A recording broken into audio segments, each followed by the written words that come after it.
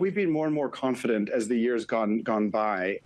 Firstly, in the net interest income outlook, as you've seen with the rate environment, and also better than sort of modeled expectations on pass-throughs. Our deposit books in the corporate bank and the private bank are performing extremely well. We think that's actually something that will persist for a little bit longer. But at the same time, the businesses have been building momentum, even as the market environment's been a little bit unsettled. So we're pleased with the progress so far this year, Dani.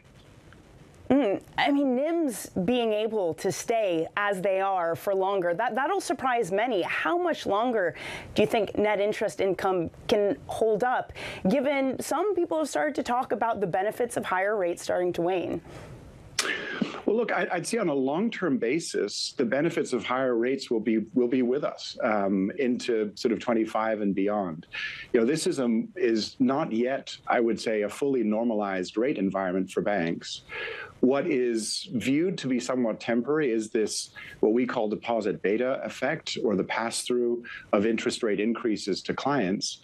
And the industry has outperformed its expectations, recognizing that we've come from a period of very low rates for a very long time. Now, that may still persist for a time. It reflects, if you like, the competitive environment that we're in and the value that our clients see of the relationships and the services that banks are providing. And for now, that's persisted. We think that can persist for the balance of the year. Our deposit revenues were actually on an underlying basis in both deposit books essentially flat over the course of the second to third quarter. So we're pleased with the ongoing development there. So you've also had an additional 3 billion euros in capital release. That's more than expected, of course, by 2025. How much of that eventually gets returned to shareholders? Look, it's too early to say, but just to go back to the point, at 13.9% CET1, Common Equity Tier 1, we've significantly outperformed our expectations on capital, and that puts us in a completely different place from where we have been for a while, building capital for regulatory inflation. Now I think we can look to a capital distribution path with a lot more confidence. As we're saying today, we think we can both accelerate and expand on that capital distribution path that we laid out to shareholders, which was 8 billion in respect of the years 21 to 25.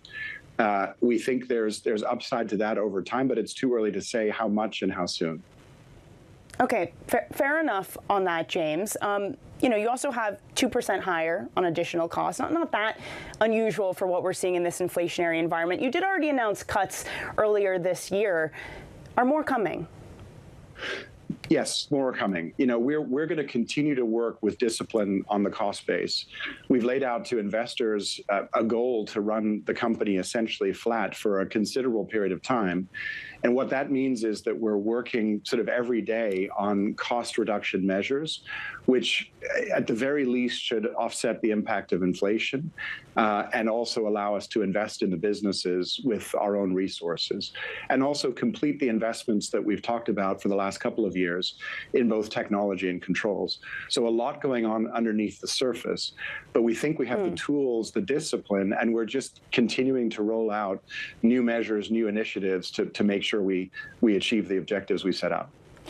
Do you have a figure yet for those additional cost cuts, and do they also entail more job cuts as well? Well, so we've been working, what we initially announced was a 2 billion sort of gross reduction in costs. We upped that to 2.5 billion, so we're working to achieve that. Yes, it'll result in job reductions as we frankly find ways to drive efficiency based on some of the investments that we've made, whether it's in technology or once we've gotten to a level of maturity, the effectiveness and the efficiency of our controls. We think we've got a path ahead of us for now several years of being able to harvest some of the improvements we've made in the company, the investments we've made over these past several years.